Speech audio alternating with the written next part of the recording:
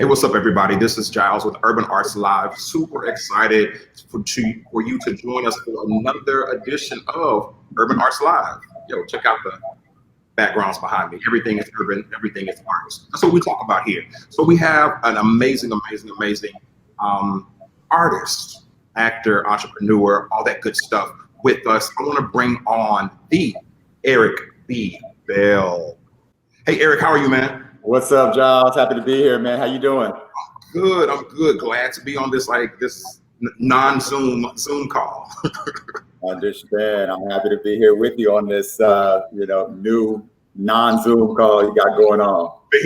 Bingo. Absolutely. So where are you, man? Where are you currently? I live in Atlanta. Okay. Yeah. Like Buckhead, East Point. Where?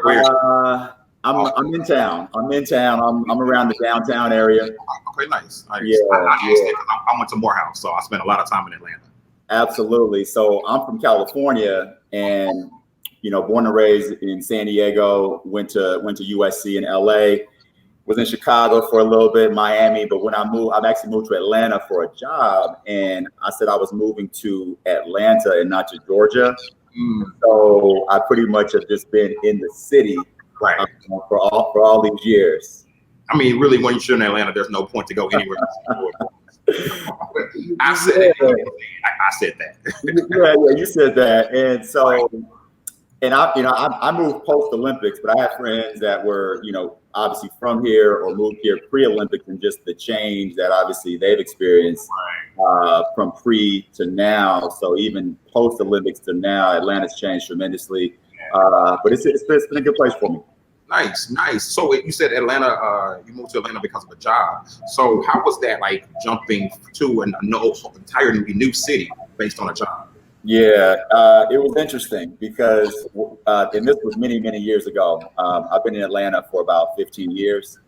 And so at the time, it was more of a upward mobility position. And they said, if you want the job, you need to be here tomorrow. So much for a 2-week notice at my then employer. Okay. And the job that I moved down for, I was probably in for a couple of maybe 2 years before I got laid off of that. So that's karma, because I gave no notice on the other job, and then 2 years later I got displaced from that particular organization. But at the time, I enjoyed Atlanta, and I thought it was a good place for me to be at the time. Because I also, aside from my entertainment, endeavors, acting and voiceover, I've been working in the in educational publishing, different corporate executive positions in publishing. Nice. So it's always, anytime you're in a major city, there's always a lot of opportunities in any sort of corporate environment. So I figured, I had just moved here, just bought a house, and I just got laid off, but I'm not going to move. I'm going to stay and figure it out. And I figured it out for the last X amount of years. And it looks like Atlanta's doing good for you. So you were recently in a movie, The Shot, or is that coming up? The Shot. So we were filming that last year. It got pushed back for some different reasons. So that's still on the books. It's just a matter, it's a delay. Earlier in 2020, I was actually executive producing and had an acting role in a short film called First They Love You. We were rehearsing for that, and then COVID came along, and that got shut down. Right. So as far as the on-camera activities, those have been held up, even though things are picking up a little bit now, but definitely slow going. And on the voiceover side, which I'm also doing, there's a documentary executive produced by Teru Brooks called What About Me? You know Teru, so What About Me? So I've got some narration duties in that project. And so, and a few others that I'm working on right now, as far as, because with voiceover, that's something that can still continue. Exactly. When the on-camera productions are shut down. So I'm really focused on doing that right now. As a matter of fact, today as we speak, I went into a studio to work on a new demo. Nice. for voiceover. Nice. So can you tell me how you got into the whole voiceover? Because you don't see a lot of especially black men working in the voiceover arena. Yeah, and it's interesting because every time I go to a voiceover studio to record, I don't see us in there. Yep. And it's interesting, even though a lot of black men have great voices. Exactly. And you know, so we're blessed in that regard. So I, to be honest with you, have been told for years. I mean, I could just, a stranger could walk up to me and say, hey, you know, do you do voiceover? Are you on the radio? Whatever. Yeah. And for years, I was always like, no. But one day I will, because I was always told that, again, you should do it. But I never pursued it. Mm-hmm. So basically 2 years ago, I just said, why not today? Wow. So first things first, I took an intro voiceover class. Was it like at a university, or was it like someone giving that? What was it? No, you know, it's actually, so the thing, as you know, the artist community is very supportive, and I just linked up. There's actually a great studio in Atlanta called Atlanta Voiceover Studio. Okay. They're in Midtown. And so I went and did a 3-hour intro class, got a recording. I said, hey, you know what? I can maybe do something with this. And then at the same time, just started letting people that I know that I'm trying to pursue it. And so as projects were coming along, I was asked to participate in some shape, form, or fashion. Wow. And then as far as the training, again, the voice is an instrument.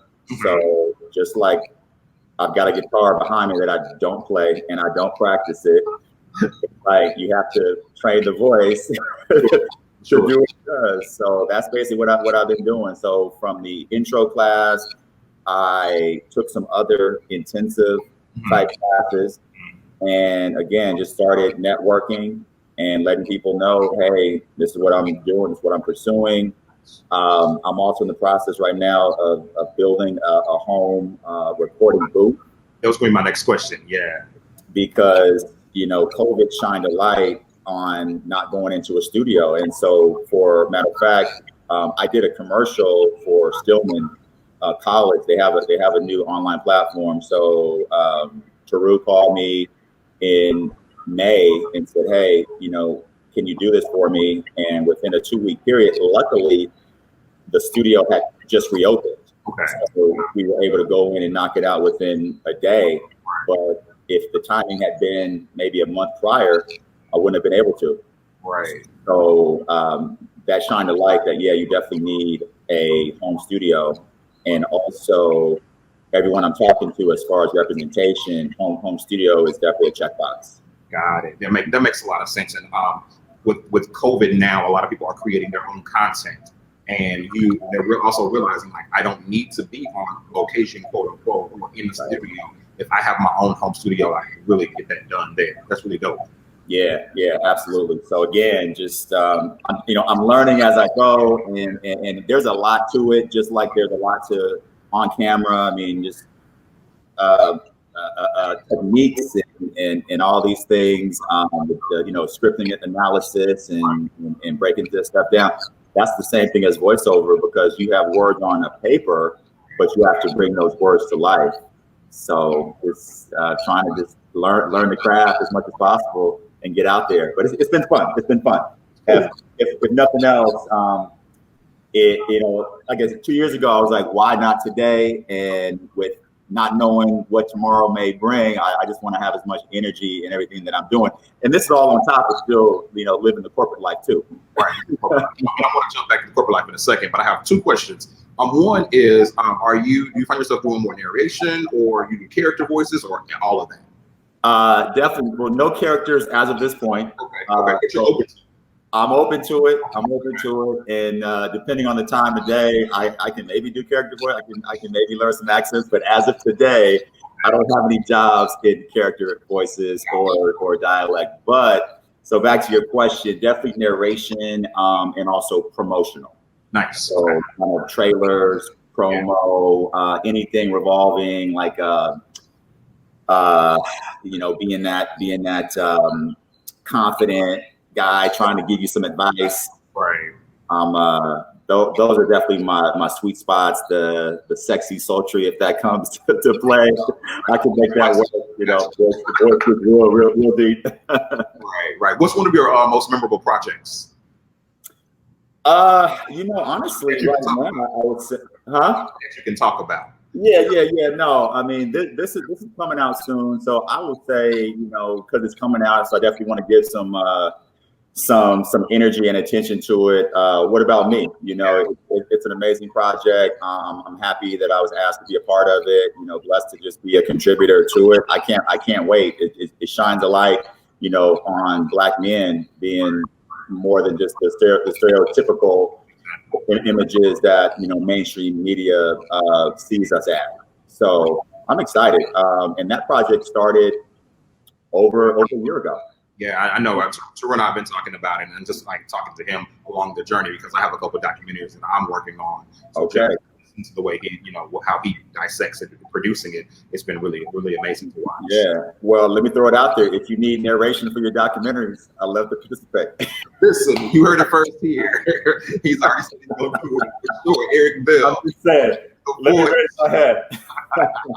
That's awesome, man. So I have a lot of people. So I have the Urban Arts Institute is another brand that we have. That's one of our arms where we have students who we teach theater, dance, music, and filmmaking too. And a lot of our students are interested in, and a lot of our youth students and our adult students as well are interested in voiceover work. So what are like some tips that you would give them to get started? I had someone ask me this the other day, and first things first, find some place to go train, find some place to even just go somewhere so you can literally record and hear your voice in a kind of a professional setting, because it's like anything, we can talk. I'm not really knowing how I'm sounding right now, even though I have an idea, but when you hear it with the headphones on, and you have a script, a demo script, and you kind of, you're trying to just portray, or you're a character essentially. First things first, go in, find some training, find a place, and take it from there. I mean, I was on the couch, if you will, for many years, and saying, one day. And if it's something that you want to pursue, get out there and do it, because again, tomorrow's not promised. So for me, I was fortunate because I am in a major city, like LA or New York, Dallas, where there are studios where you can go in. If you're in a smaller market, you may not necessarily have that opportunity. However, there are a lot of courses that are online. And you can just, again, with whatever platform is the platform of the day, going in and joining a class, even a course. I mean, if you can't go to a studio, at least you can go into a course. And because actually I was in a in-person course when COVID hit, and for the last couple of weeks, we all were at home doing our scripts. Oh, that's cool. Yeah, so we just had to pivot. So even if you're not in a major market that doesn't have like an in studio in your city, that's okay. Just find a place. So again, I'll shout out Atlanta Voiceover Studio, because they do have virtual workshops. It's awesome. So you don't have to live in Atlanta. They have virtual workshops, so you can definitely be anywhere. and Google, Mississippi, and take the course. Absolutely, yeah. And just Google. I think it's Atlanta VO Studio, Atlanta Voiceover Studio, but just Google it, and they have a long list of opportunities, workshops, one-on-one. So yeah. So Key, anybody out there, just the first step is just get up and make the call or click on the link and get started. So now I have my demo, and I've taken the class. I got my demo. Do I now send that out to ABC, NBC, send it to Tyler Perry, get a billboard? What do I do? Yeah. So again, that's basically where I am right now. Let me put it like this. I recorded the demo today. Okay. I don't have it back yet, but I'll get it back in the next week or so. Mm-hmm. And really, for me, my first step is looking for representation. Okay. So, and the thing with voiceover, I can have representation in Atlanta, I can have it in LA, I can have it in New York. So I can have a variety of different agents, because the long as the markets don't overlap, I'm good. So that's why a lot of people have multiple agents. Is representation needed though? Absolutely not. Okay. Because as of this point, I don't have representation, and I've gotten work. Okay. However, in addition to representation, even your agent wants to see that you're still out there hustling and you're still out there working above and beyond what they're bringing to you. Mm-hmm. Because what happens if you're sitting at home and you don't get an email or a phone call from your agent for like a month? Okay, does that mean, because also a lot of times just because you get a call or email, that means you're auditioning. Doesn't mean you necessarily booked it. Exactly. Right. So you have to be hustling and looking for opportunities.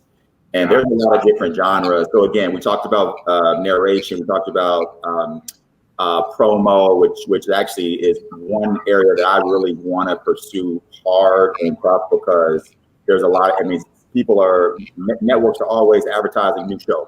Yeah.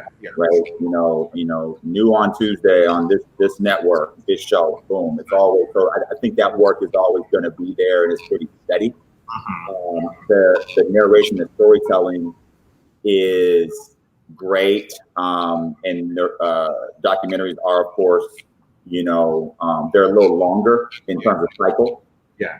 So the promos are a little quick hits, and then while you're doing that, you can also work on the narration for different longer projects. E-learning is big. Everything is learn online, school this, school that. So that's probably one of the top 3, I would say, genres. Awesome.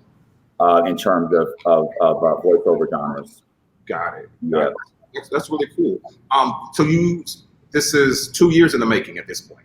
2 years in the making, yeah, literally 2018. I said, and literally it was probably April of 2018. I said, let's get it. And I waited long enough, because again, and I don't know exactly, there wasn't like an aha moment, but a lot of things are happening in the world, and it's just a matter of saying, again, I keep saying tomorrow's not promised, so do what you're doing. And it's not that I'm running away from corporate, even though I do want to obviously turn my entertainment activities, acting into full time. Right now, it's not. One day, I do hope to be able to say, hey, I'm a full time artist.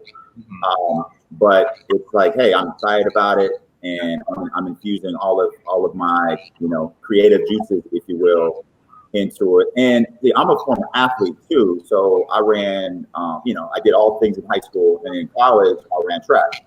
So for me, that was performing. I was performing on the track with my body. And so actually now acting and voice acting, I'm using my body as well when you're when you're delivering any particular line. There is some enunciation or projection and moving around with your hands, depending on how you can. So that's how I'm also, I guess, comparing it, was like, I've been a performer, for a long time. Now it's just different. Right. That makes sense. So to your day job, You say you're in publishing. So is that like book publishing, movie publishing, music publishing? Like what side of publishing are you in? Yeah, it's actually I work for a large educational company. It's called Princeton Review. So we're a big college readiness test prep company. Gotcha. Been with them for a number of years. So I'm an area vice president with them. So I'm on the sales side of things, and so we're working with schools and school districts and universities to bring our services. So with that, still artistic. It's artistic.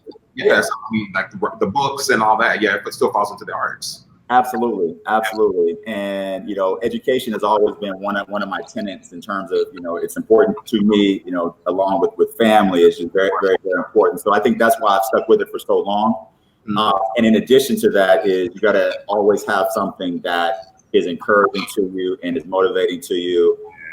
And truth be told, it's kind of interesting the way it happened. But as I have dove into the entertainment side of things, I've been performing at even higher levels on the corporate side, because it's like that infusion of energy has kind of transitioned over to the quote unquote day job, because corporate can be a beast at times, and very, very discouraging, and can beat you up. So if you can infuse some energy and excitement in what you're doing over here into what you're doing over here, hey, it's a win-win.